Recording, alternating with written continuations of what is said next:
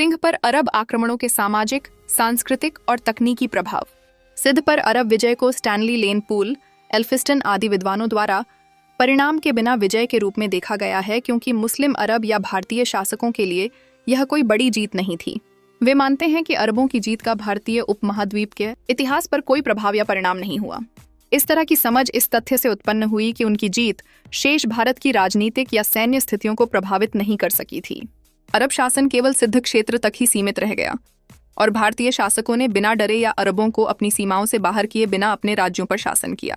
अरबों का प्रभाव उपमहाद्वीप के केवल एक छोटे हिस्से तक ही सीमित था। वे भारतीय उपमहाद्वीप के अंदर अपने पैर नहीं जमा सके।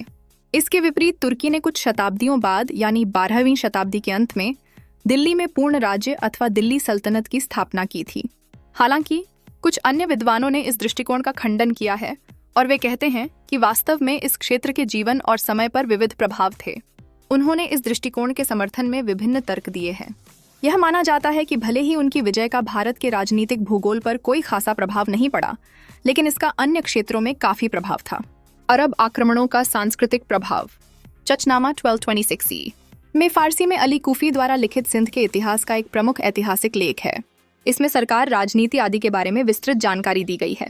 हालांकि भारतीय उपमहाद्वीप में इस्लाम के आगमन पर दिए गए विवरणों को औपनिवेशिक और राष्ट्रीय सोच में इस हद तक अधिक महत्व दिया गया था कि चचनामा को उपमहाद्वीप में केवल सिंध पर विजय और इस्लाम के आगमन के एक महत्वपूर्ण लेख के रूप में देखा गया।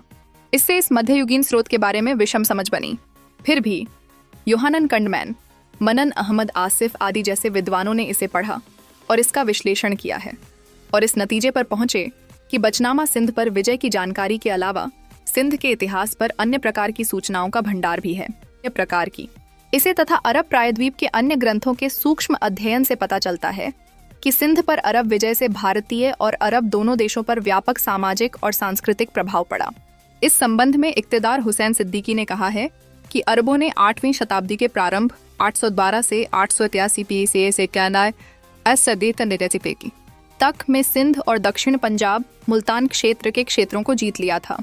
मोहम्मद बिन कासिम अल साकफी की कमान के तहत शासन की एक अलग प्रणाली लागू करने, नई कानूनी प्रणाली की शुरुआत, जो जाति और पंथ के बावजूद निष्पक्ष न्याय सुनिश्चित करती थी, और पुराने जातीय करबों में विदेशी सेटलर्स उपनिवेशों के लिए अलग से व्यवस्था करने की वजह से इस क्षेत्र में काफी तेजी से सामाजिक, आर्थिक और जनसांख्यिकीय परिवर्तन हुआ। इन उपनिवेशों में अधिकारियों और सेना के लोगों के अलावा पूर्व में चीन और पश्चिम में अफ्रीका के क्षेत्रों में विभिन्न देशों के बीच बलचर और समुद्र पार व्यापार में लगे हुए व्यापारियों को भी बसाया गया था। इस प्रकार विदेशी व्यापार ने न केवल इस क्षेत्र में व्यापार और वाणिज्य को बढ़ावा दिया, बल्कि स्वदेशी शिल्प को संशोधित करने और नए लोगों को इसमें शामिल करने का मार्ग भी प्रशस्त किया।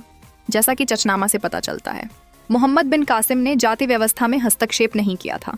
योहानन फ्रैडमैन, जो एक विद्वान है, उन्होंने चचनामा का गहराई से अध्ययन और विश्लेषण किया। अपने विश्लेषण में उसने बताया कि कासिम ने अपने राज्य की सामाजिक परंपराओं का बिना शर्त समर्थन किया तथा उसने उच्च जाति के लोगों के विशेषाधिकार को बनाए रखने तथा निम्न जाति के मान और गरिमा को घटाने की मंजूरी दी। उसने ब्राह्मणों को विशेषाधिकार देने की भारतीय सामाजिक परंपरा को बरकरार रखा। वह ब्राह्मणों को अच्छे और वफादार लोगों के रूप में बुलाता था और ब्राह्मणवाद के प्रभावहीन होने पर उन्हें उसी स्थिति में फिर से नियुक्त किया गया था जिस पद पर वो हिंदू राजवंश के समय तैनात थे। इसके अलावा इन पदों को उसके द्वारा वंशानुगत भी बनाया गया था। समाज के कुलीन लोगों को उसने राणा की उपाधि दी। आम लोगों को भी उनकी इच्छा के अनुसार पूजा करने के लिए स्वतंत्र छोड़ दिया गया था, बशर्ते वे अरबों को वैसा ही कर देते रहे जैसा कि उन्होंने राजा बहर को चुकाया था। उसने उन्हें मंदिर बनाने, अपने त्योहारों और समारोहों को मनाने और ब्राह्मणों के साथ पहले जैसा संवेदनापूर्ण व्यवहार करने की अनुमति दी। इसी प्रकार जाटों के साथ उसका व्यवहार सिंध के हिंदू शासकों की तरह ही बुरा था। जैसा कि फ्रैडमैन कहते हैं, वे मोटे कपड़े पहनने और नंगे पांव चलने के लिए बाध्य थे। उनके बढ़िया कपड़े पहने पाए जाने पर जुर्माना लगाया जाता था। जब वे बाहर जाते तो उन्हें अपने कुत्तों को अपने साथ ले जाना पड़ता था। ऐसा इसलिए किया जाता था ताकि उन्हें आसानी से पहचाना जा सके। चोरी करते पकड़े जाने पर उन्हें उनके परिवार के साथ जिंदा जला दिया जाता था। उन्हें घोड़े की सवारी करने की अनुमति नहीं थी और यदि वे करते तो उन्हें बिना जीन, काठी और बागडोर के सवार होना पड़ता था। वे राजमार्ग में डकैती करने के लिए बदनाम थे। इन्हीं कारणों से मोहम्मद कासिम ने उन्हें